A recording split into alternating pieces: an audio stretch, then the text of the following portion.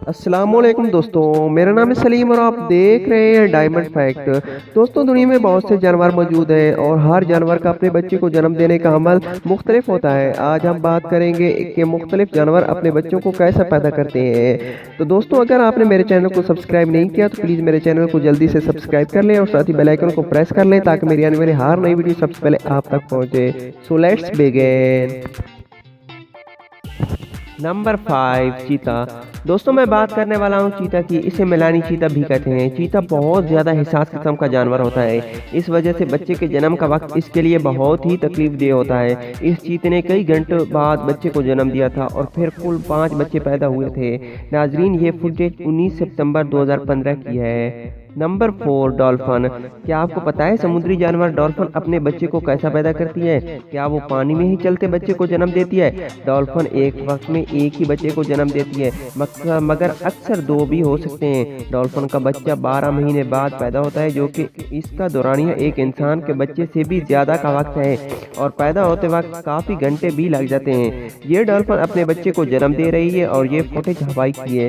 پانی کے اندر جنم دینا عام طور پر آسان ہوتا ہے، ایسا لگتا ہے کہ اس کی اور دم نکل آئی ہے، مگر جہاں اس ڈالفن نے بچہ پیدا کر لیا ہے اور حیرانی کی بات یہ ہے کہ بچہ پیدا ہوتی ہی فوراً سے پانی میں تیرنا شروع کر دیتا ہے۔ اسے تیرتا دیکھ کر ایسا لگتا ہے کہ وہ ماں کے پیٹ سے ہی تیرنا سیکھ کر آتا ہے۔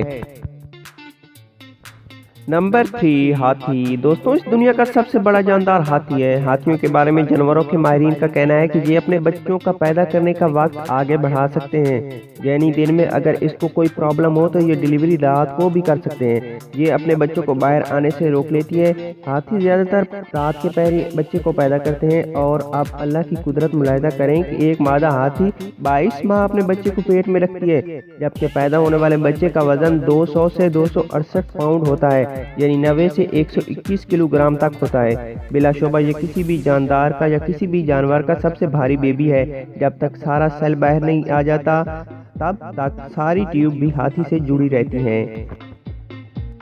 نمبر 2، مینڈک۔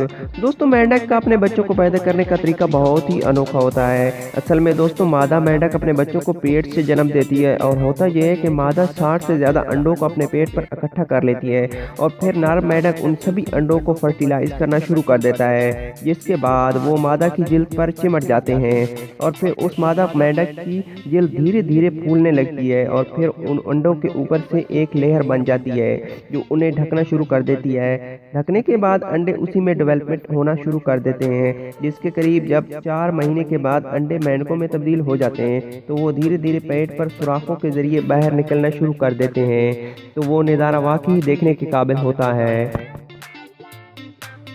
Number 1، kangaroo.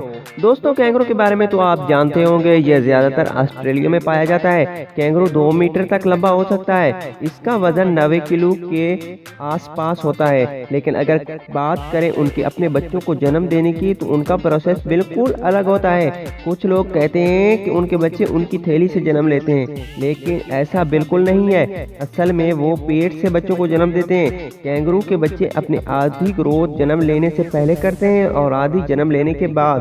کینگرو کا بچہ پیدا ہوتے وقت بہت چھوٹا ہوتا ہے اور یہ پیدا ہوتے ہی اپنے ماں کے پیٹ سے نکل کر تھیلی میں جگہ بنا لیتا ہے۔ جب یہ پیدا ہوتا ہے تو اس کا رنگ بالکل خون جیسا سرخ ہوتا ہے۔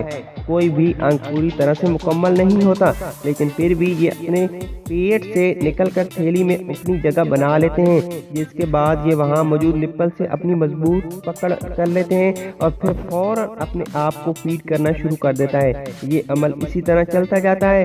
جب وہ تھوڑا سا بڑا ہو جاتا ہے تو وہ باہر نکلنا بھی شروع کر دیتے ہیں، لیکن کینگرو کے بچے واپس سے اپنے ماں کی تھیلی میں آ جاتے ہیں جب تک وہ مکمل طور پر بڑے نہیں ہو جاتے۔